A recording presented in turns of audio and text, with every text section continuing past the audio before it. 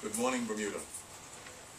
It is indeed my pleasure and privilege to give introductory remarks in this second in the series of press conferences featuring our new candidates. Today, Bermudians face the most daunting set of challenges in our history. Chief among these challenges is the precarious state of our economy. These economic challenges have a major impact on the lives of Bermudians today and in years to come. This morning's conference will focus on the soaring national debt and how it affects young people and future generations. Our speaker this morning will be Nandy Davis, OBA candidate for constituency number 2, St. George's West. Now, we have heard a great deal of rhetoric coming from the government during this election campaign, all to distract voters from the real and pressing issues facing our economy.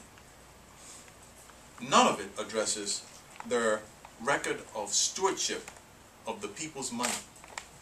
In fact, the government doesn't want to talk about their record because it's hard to defend the indefensible. This morning, our focus will be on two things. A, the facts of the government's record, and B, the plans of an OBA government that an OBA government will implement to solve Bermuda's problems.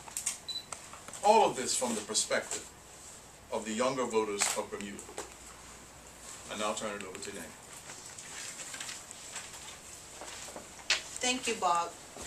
Yesterday, my colleague Alexis Swan talked about how serious youth unemployment has become for young Bermudians today, with nearly 4 in 10 out of work. This morning, I would like to talk about a serious problem young Bermudians will face tomorrow, and it's just the billion-dollar debt built up by this government in just a few short years.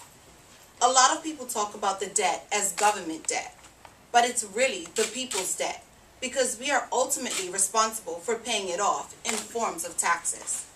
Since 2005, our debt has grown more than 700%.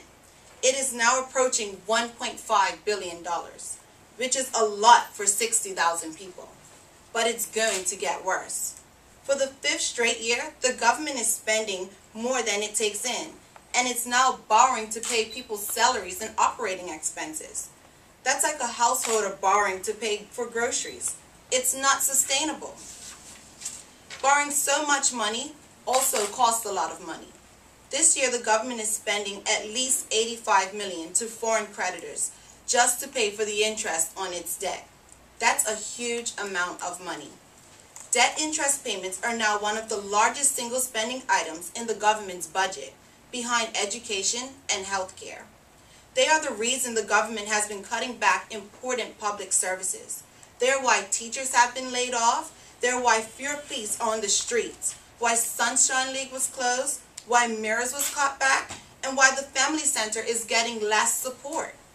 As a mother with a young son, I am very concerned with what's happening, but I am even more concerned about what's to come. The government appears to have lost control of its finances. Every year, what we owe is getting bigger, not smaller. Today, my son's share of the government's debt is around $32,000. If nothing changes, by the time he's 21, his share of the debt will be tens of thousands more. I don't want my son and his peers living in a Bermuda weighed down by debt, where the potential to support their dreams and ambitions comes second to the demands of foreign creditors, where the potential for everyone to achieve social and economic equity is impaired by interest payments. This government has been spending like there's no tomorrow, but I have news for them. There is a tomorrow, and it is the tomorrow of my son and all the people in his generation. It's time for a change. It's time for a government that puts the people of Bermuda first by being straight about the challenges that we face. This government will not talk straight about the debt problem they've created. There are barely a mention of it in the Durham speech, even though it affects all its planning. Bermuda can't afford 5 more years of this head in the sand behavior. It is time for a government that tackles our problems head on, that sets out the challenges we face, and most importantly, has a plan for addressing them. I am really pleased that Bob Richards is here today because I have watched him and his economic team work on the problem of debt and growth. The OBA plan recognizes we have to grow the economy to pay down the debt, but also that we have to end wasteful government spending. It's a plan that will get Bermuda back on its feet. The government has no plan. Instead, they appear content to kick the problem down the road onto the backs of young Bermudians. They are living only for today and settling a future that is not theirs to decide. As a mother of a young son, I have a problem with that. As a Bermudian who wants a bright future for my country, we must do better. It's time for a change. It has to be said that although the government's debt is 1-point-something billion, the country's private debt, you and me, is about 5 billion. Have we been setting them a bad example? Step up. Yes, you're right. The private sector debt is in the region of 5 billion. And what that means is that we don't have the resources in Bermuda to do the investments that we need to grow the economy. And neither does the government. So it presents us with additional challenges to make the investments in Bermuda that we need to grow this economy. But we have plans for that at OBA. We recognize this problem. We have plans for that. We have plans to be able to attract foreign investment. We have overseas investment partners to help power the growth of the Bermuda economy in the future.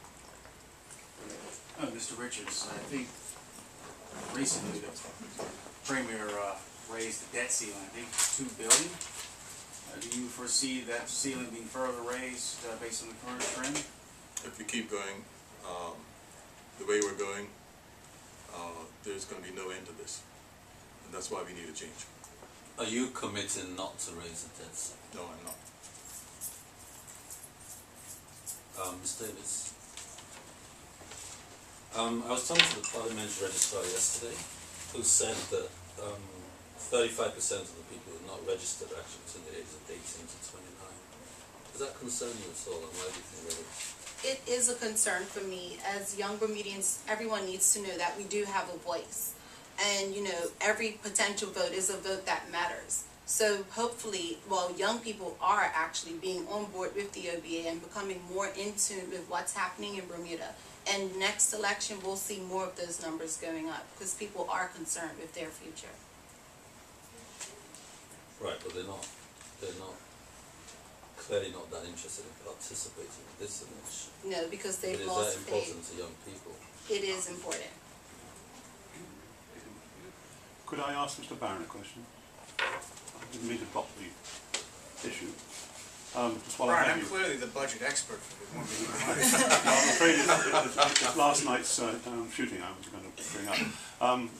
We were now hearing that there may have been 3 people shot in that incident. With what you've been experiencing on your canvassing, do you sense that this thing is running out of control? Firstly, does anyone here live in Warwick? Any of the reporters live in Warwick?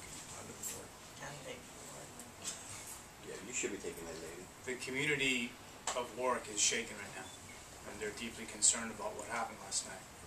We've had a multiple shooting, and we've had multiple scenes. This is an issue, is a complex social issue. It involves all of us. We all need skin in the game. We all need to take care and stop the excuses. We really need to get involved, all of us. This is not just a police problem. It's not just a national security problem.